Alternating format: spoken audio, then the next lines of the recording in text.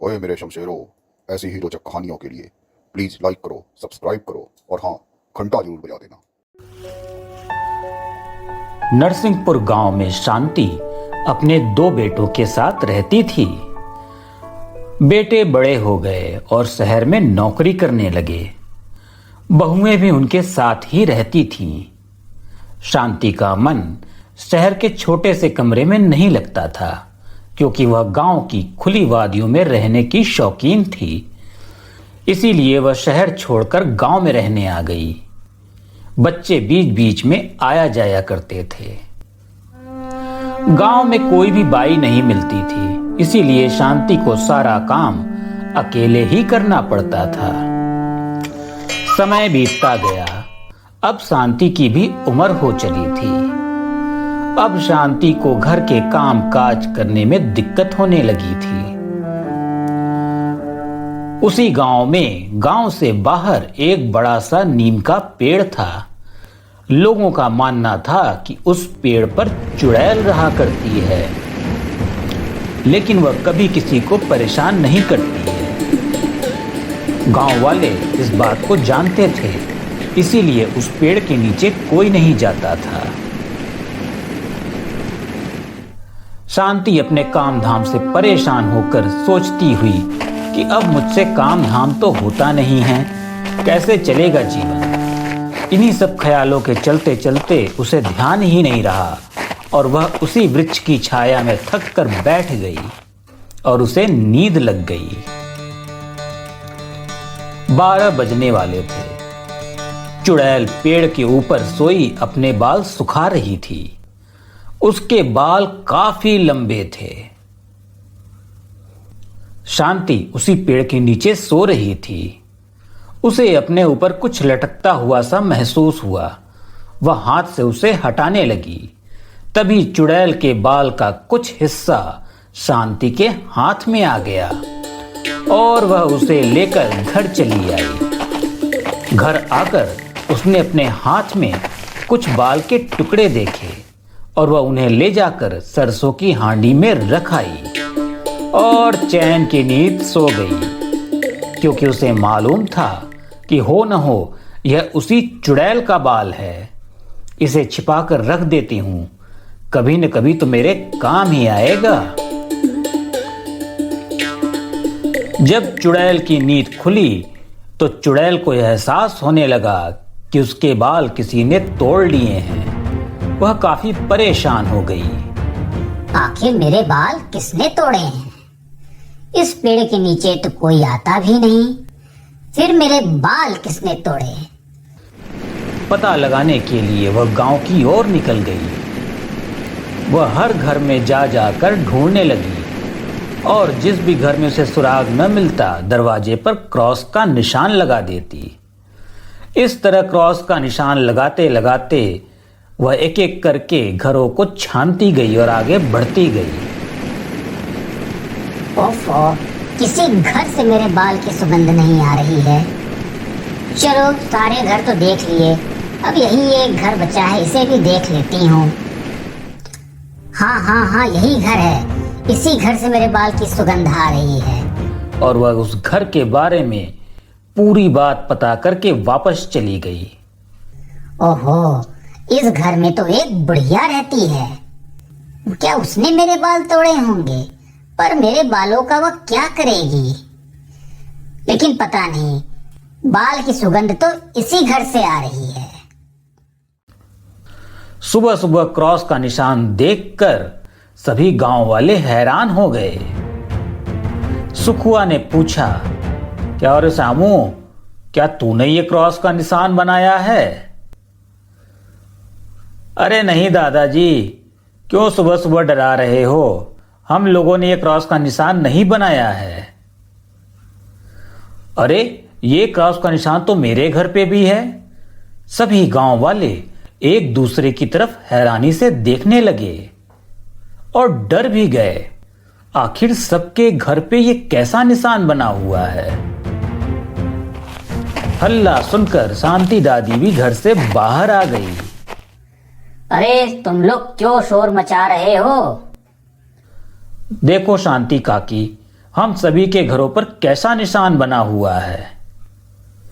बस ये निशान आपके घर पर ही नहीं बना है, बाकी सभी के घरों पर है। अरे काकी, तुमने ही तो ये निशान नहीं बना दिया। तब चुप रहो, जब देखो तब ठिठोली करता रहता है। अरे डरो नहीं, किसी ने बदमाशी की होगी। 2 दिन ऐसे ही बीत गए। चुड़ैल ने देखा अब गांव में शांति हो गई है, तो वह एक अनाथ लड़की का भेष बनाकर गांव में आ गई और वह शांति के दरवाजे पर चली गई। माई, कुछ खाने को दे दो माई, मैंने 2 दिन से कुछ नहीं खाया है। शांति आवाज सुनकर बाहर आई। कौन है? माई, मैं एक अनाथ लड़की हूँ, 2 दिनों से भूखी हूँ माई। तुम्हारे पास कुछ हो तो खाने को दे दो, मैं बदले में तुम्हारा काम कर दूंगी। शांति ने सोचा, लड़की को रख लेती हूँ, इसे सहारा मिल जाएगा और मेरा काम हो जाया करेगा। माई, क्या सोच रही हो माई? कुछ खाने को दे दो माई। अच्छा रुक, अभी लाती हूँ। शांति उसके लिए खाना ले आई। तो पहले तू खा ले, फिर बात करती हूँ। चुड़ैल तो यही चाह रही थी। शांति ने कहा, अरे बिटिया, मैंने तो तेरा नाम भी नहीं पूछा, तेरा नाम क्या है? चुड़ैल हड़बड़ा गई और सोचने लगी। फिर उसने टपाक से अपना नाम बताया। मेरा नाम चंचला है। वाह, बड़ा अच्छा नाम है बेटी। तू कहाँ रहती है? अरे माई, मेरा कोई ठिकाना नहीं है, तुम चाहो तो मुझे रख सकती हो। मैं यहीं रहकर आपकी सेवा करूंगी, मुझे बस 2 वक्त की रोटी दे देना, आपको भी आराम मिल जाएगा। अब शांति काकी के तो मजे ही मजे हो गए। सारा काम झट से हो जाता था। चंचला घर के सारे काम निपटाकर शांति काकी के पैर भी दबा देती थी और अपना स्पेशल उपटन भी लगा देती थी। शांति मन में सोचती थी, ये कैसा उपटन लगाती है, कितनी बदबू कर रही है। मजबूरी में वह चुप रहती थी, कहीं भाग न जाए। जब शांति सो जाती तो वह पूरे घर में अपने बाल ढूंढने लगती थी, पर उसे अपना बाल कहीं नहीं मिला।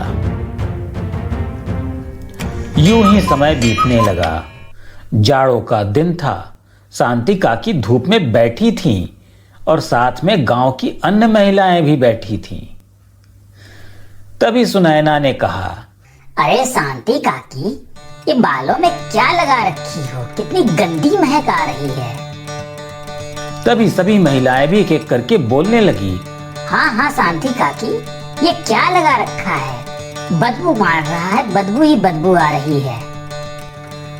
अभी शांति कुछ कह पाती, तभी सभी महिलाएं उठकर चली गईं। शांति बड़बड़ाने लगी, मुई न जाने क्या लगा देती है मेरे बालों में।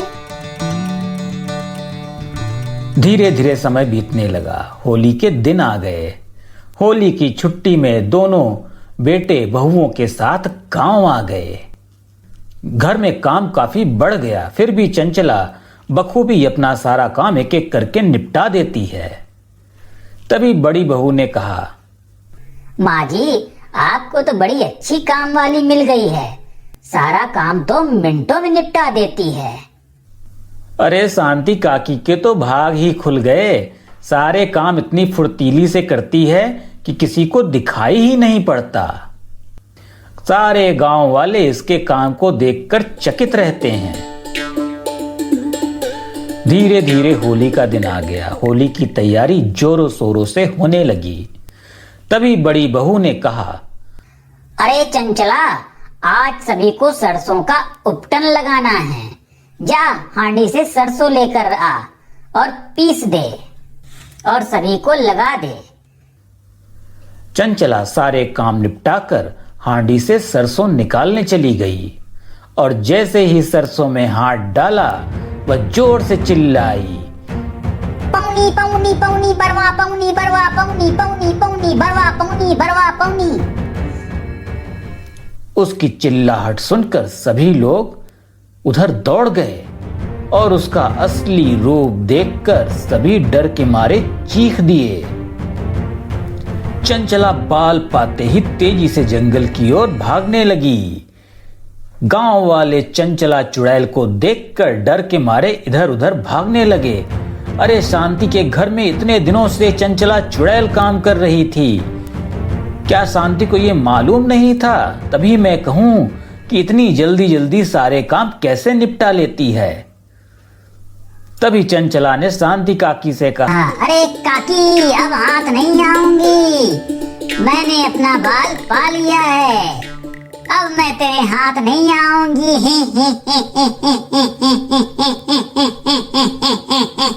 बरवी पौनी बरवा पौनी बरवा पौनी पौनी पौनी बरवा पौनी।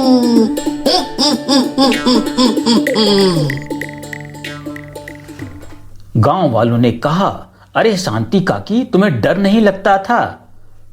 इतने दिनों से चुड़ैल तुम्हारे घर में काम कर रही थी। बेटे बहू ने भी कहा, हाँ मां, इतने दिनों से आपने एक चुड़ैल को रखा हुआ था और तुम्हें मालूम नहीं था। और ये बाल का क्या चक्कर था?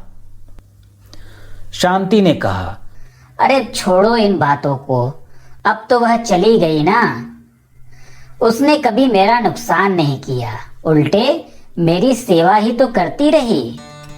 वह एक अच्छी चुड़ैल थी, चंचला चुड़ैल। हाँ, तभी बहुओं ने कहा, चलो जी, अब सारा काम तो हमें खुद ही करना पड़ेगा। शांति ने भी सर पकड़ लिया। चलो, अब मेरी ही खटनी होगी, ऊपर से आलसी बहू है, इनसे अच्छी तो चंचला चुड़ैल थी।